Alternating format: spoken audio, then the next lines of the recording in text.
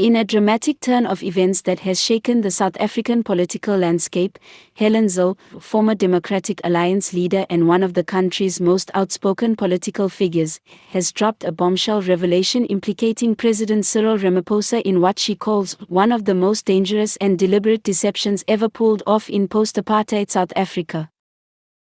Speaking at a recent press briefing, Zille claimed to have uncovered explosive evidence linking Ramaphosa to a cover-up of massive proportions, a scheme, she alleges, that could not only destroy his political career but potentially send him to prison if prosecuted to the fullest extent of the law.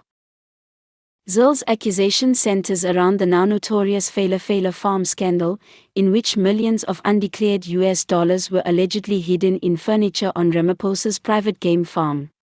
While the president has long insisted the money was legally earned through a buffalo sale to a Sudanese businessman, a claim critics have called suspiciously convenient, Zille says she now possesses new evidence that casts serious doubt on that story.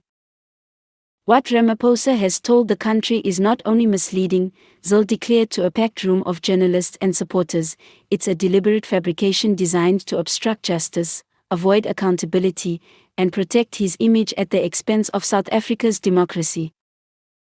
Zille claims her team has acquired internal communications, transactional records, and whistleblower testimony that show the so-called buyer of the buffalo never collected the animals, never signed an official bill of sale, and most damningly, was not even in the country at the time the transaction supposedly took place.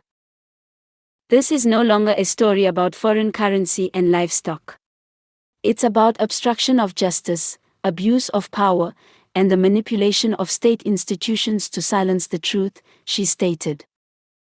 She went on to accuse high-ranking members of Ramaphosa's inner circle, including members of law enforcement and intelligence, of helping him suppress the investigation, intimidate potential witnesses, and quietly pay off key officials to prevent the story from exploding during his 2022 ANC re-election bid.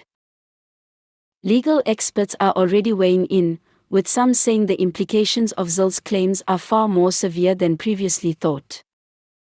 If Zille's evidence holds up in court, we could be looking at violations of the Prevention of Organized Crime Act, money laundering statutes, and possibly even charges related to perjury and obstruction of justice, said a former Constitutional Court clerk, speaking under anonymity. The DA is reportedly pushing for a renewed independent parliamentary inquiry, as well as international forensic auditors to track the flow of the foreign currency. There are also calls from civil society and opposition leaders for Ramaphosa to step aside pending investigation, a demand reminiscent of how former President Jacob Zuma's presidency unraveled under the weight of mounting scandals. Ramaphosa's spokesperson has denied the claims, dismissing them as politically motivated distractions aimed at destabilizing the ANC during a critical period of governance. However, with national elections looming and public trust in government already at an all-time low, the fallout from this expose could be devastating. Zille, never one to back down from controversy, closed her statement with a chilling warning. If we let lies like this go unpunished, we set a precedent that no one, not even the president, is truly accountable. And if Cyril Ramaphosa wants the country to believe he is a man of integrity, then let him face the truth in court.